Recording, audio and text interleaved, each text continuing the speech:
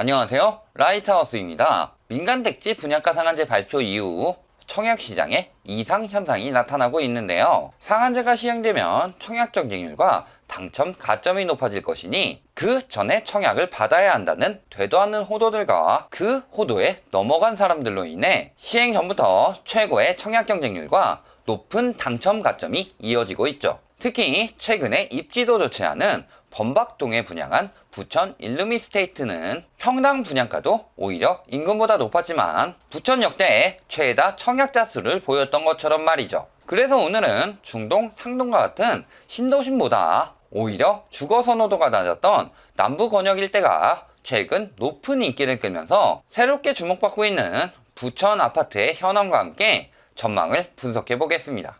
2019년 8월 기준 83만여 명으로 전국 자치행정시 중 인구 밀도가 가장 높은 부천시는 북동쪽으로 서울, 구로, 양천, 강서구가 있고 서쪽으로는 인천시, 계양, 부평이 있으며 남동쪽으로 시흥, 광명시와 접하고 있어 서울시와 인천시 사이 경기도 중서부에 위치하는데요.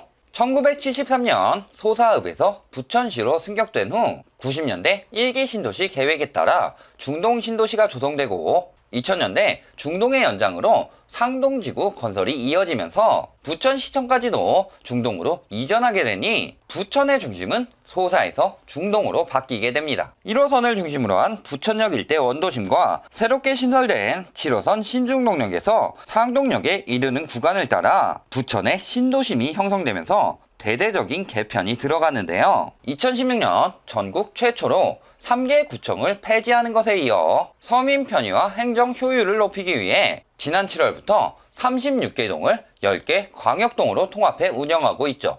이렇게 중동 신도시는 서울의 인구 분산을 위해 계획되었기 때문에 배드타운으로 조성되어 자체 산업 기반은 매우 약한데요. 초창기 부천은 중동 신도시와 상동지구로 대표되는 대규모 주택단지에 1990년대부터 2000년대에 걸쳐 입주가 늘어나면서 인구는 75년 10만여 명에서 2000년 75만 명으로 급격히 팽창했고 전국 모든 자치시와 행정시 중 인구 밀도가 가장 높은 도시로 성장하게 됩니다. 여기에 여월, 소사, 범박, 옥길지구 등 다양한 택지지구 개발까지 진행되면서 인구가 꾸준히 증가하며 더욱 발전할 것으로 기대했던 부천은 오히려 2010년대에 들어와 인구가 감소세를 보이게 되는데요. 이는 도시의 동력을 이끌 자체 산업 기반이 취약하기 때문이며 이로 인해 생산과 소비의 주축인 20대에서 40대 인구가 감소세를 보이고 오히려 60대 인구는 늘어나면서 도시의 고령화가 가속화되고 있습니다. 현재 부천의 자족시설을 보면 크게 공업단지와 제조업, 복합산업단지로 나누어지는데요. 복합산업단지는 문화예술의 도시답게 영상문화산업단지로 조성되어 지속적인 성장을 하고 있는 반면 공업단지는 노후화되면서 주변 산단들과의 경쟁력을 잃고 있는 상태죠. 제조업 역시 지난해 기준 1만 개가 넘는 제조업체들이 자리 잡고 있지만 전반적인 매출의 감소세가 이어지고 있고 공실률도 꾸준히 늘어나는 등 근로자들이 많이 이탈하고 있는 상황이기 때문에 젊은 인구 감소세를 막을 수 없던 거죠. 이에 부천시는 부천 종합운동장 일대를 친환경 주거시설 및 첨단 지식산업을 갖춘 복합단지로 조성해 일자리 2,500여 개를 창출할 계획이며 옥길 지구 내에서도 자중용지 총 18필지를 추가 공급하여 개발에 박차를 가합니다. 또 집회를 열어가면서 3기 신도시 반대를 외치는 일상과는 달리 기업 용지 부족에 허덕이는 부천은 3기 신도시 추가 지정을 대환영하며 5대 특화 산업과 지능형 로봇, 신소재 산업 등 지식 기반 사업 관련 기업을 유치해 양질의 일자리를 확보할 계획도 추진 중으로 자족시설 확보를 통해 배드타운에서 벗어날 수 있도록 많은 노력을 기울이고 있죠. 교통 환경은 어떨까요? 경인 고속도로 및 서울 외곽순환도로와 경인로, 중동대로, 오정대로, 계남대로를 통해 서울과 인천 사이를 연결하며 경인권의 송도, 수원, 광명, 시흥, 안산 산단과도 1시간 거리에 우수한 교통 여건이 갖춰져 있는데요. 여기에 서울 지하철 7호선을 통해 강남까지, 1호선을 통해 서울 중심부까지 이동이 용이합니다. 673, 70-2, 70-3, 7000번 등 서울 서부로 연결되는 풍부한 버스편이 있어 대중교통은 비교적 잘 되어 있는 편이죠. 상권을 보면 부천역 일대 원도심은 비교적 도로가 좁고 전신주 등이 정리가 안 되어 있으며 자차를 통한 진입이나 주차가 불편한데요. 부천역 상권은 과거에는 많은 유동인구와 함께 부천대, 카톨릭대, 서울신학대 대학생들이 이용하는 대학 상권까지 펼쳐지며 한때는 부천의 중심 상권이었으나 최근 높아지는 임대료로 인해 공실이 늘어나며 점점 더 침체하고 있죠. 중상동 일대 신도심은 대체로 건물 내 주차장도 많으며 단지별 구획 정리가 잘 되어 있고 세이브존, 현대백화점, 영화관 등 대형 시설을 중심으로 번화가가 조성되면서 이제는 부천의 중심 상권이 되었습니다. 학군을 보면 심원중, 상도중, 상일중, 석천중, 상동중 등 특목고 잘 보내는 우수 중학군이 중상동에만 몰려 있습니다. 하지만 고등학군의 경우 예전에는 부천고, 계남고 등 나름 좋은 성적을 내던 학교들이 있었으나 평준화 이후에는 예전 같지 않은 모습을 보이며 부천은 중학군까지라는 말도 많이 나오고 있죠. 그럼 정말 중요한 부천의 집값은 어떨까요? 우선 90년대 말부터 2000년대 초반에 있었던 닷컴 버블부터 보시겠습니다. 당시 갖춰지지 않았던 인터넷에 대한 비정상적인 관심으로 세계 주식시장은 폭등했고 우리나라 역시 이 추세에 맞춰 높은 주가를 보였죠. 미래가치만 봤을 뿐 그때의 인터넷 기술에 비해 너무 비싼 가격과 부족한 서비스로 닷컴 버블이 붕괴된 후 주식이 폭망하면서 들어가 있던 자금들은 갈 곳을 잃었고 당시 경기 충격을 막기 위해 기준금리까지 인하하면서 갈 곳 없는 자금들이 부동산으로 쏟아지기 시작합니다. 이로 인해 2000년대 중반부터 중대형 아파트를 중심으로 상승세가 확산되면서 그중 특별히 오른 7곳을 버블7이라고 불렀는데요. 버블7 지역의 비정상적인 가격 폭등에 각종 규제가 맞물리면서 비버블7 지역이었던 서울, 용산과 동작, 성동, 부천 중동과 경기, 과천 등의 풍선 효과로 투기가 확산되기 시작했죠. 이 영향으로 부천시의 매매가격 지수는 2006년 1월 66.9에서 2008년 10월 99.3으로 무려 48%나 상승하면서 엄청난 거품이 끼게 됩니다. 특히 중상동에서는 반년 만에 20-30%가 넘는 상승률을 보이기도 했는데요. 이 시기에는 담합도 성행하면서 정부에게 적발된 아파트 호가를 담합한 단지는 무려 46개나 되는 등 불법 행위를 할 정도로 투기가 몰렸었죠.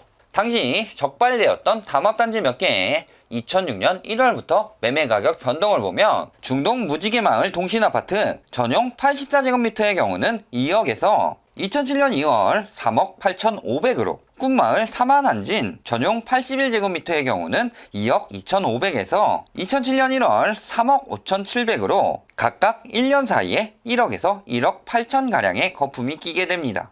이후 2008년 9월 금융위기로 인해 매매가 하락세가 이어지면서 많은 부동산 부양정책이 시행되었고 2009년부터 시작된 전세대란까지 이어지며 갭은 점점 더 줄어들게 되는데요. 당시 1기 신도시들의 추세에 맞게 부천 중동 역시 82.05%라는 높은 전세가율을 보이면서 이제는 갭 투기가 유입되기 시작하죠. 앞에서 말한 동신아파트는 2016년 중순 3억 2천 정도의 매매가에 3억 정도의 전세가로 2천만 원의 갭으로 사서 작년 9에서 10월에는 3억 8, 9천까지 오르며 300%의 수익률을 냈고 사만한지는 2016년 초 매매가는 3억 2천, 전세가는 3억에서 3억 1천 수준으로 1, 2천 정도의 갭으로 사면 올해 1월 4억 3천5백만 원까지 오르면서 무려 700%의 수익률을 내기도 합니다. 2016년 113 대책과 2017년 619 대책, 그리고 작년 말일까지 성남, 과천, 하남, 고양, 광교, 광명 등 대부분의 수도권 도시들이 조정 대상 지역으로 지정됐지만 부천은 이를 모두 피해가며 끝끝내 비규제 지역으로 남았기 때문에 중상동의 상승세가 재개발이 진행되고 있는 옥길 지구와 범박동 일대까지 이어지며 거품이 끼게 됩니다. 2017년 12월 입주한 옥길 호반베르디움 전용 84제곱미터는 2018년 1월 4억 2,700에서 2019년 7월 5억 8천, LH 옥길 센트리뷰는 2018년 2월 3억 9천에서 5억 3,400으로 1억 5천이나 상승했죠. 하지만 거품 낀 서울의 집값이 인근으로 번져가면서 신축으로 공급되는 옥길지구 역시 따라서 거품이 끼었을 뿐 중상동보다 비쌀 이유는 거의 없는 상황이라 그 거품은 곧 빠질 것으로 보입니다. 결론을 말씀드리겠습니다. 버블7의 풍선 효과로 2006년 급등했던 부천은 2008년 미국발 모기지 사태로 불거진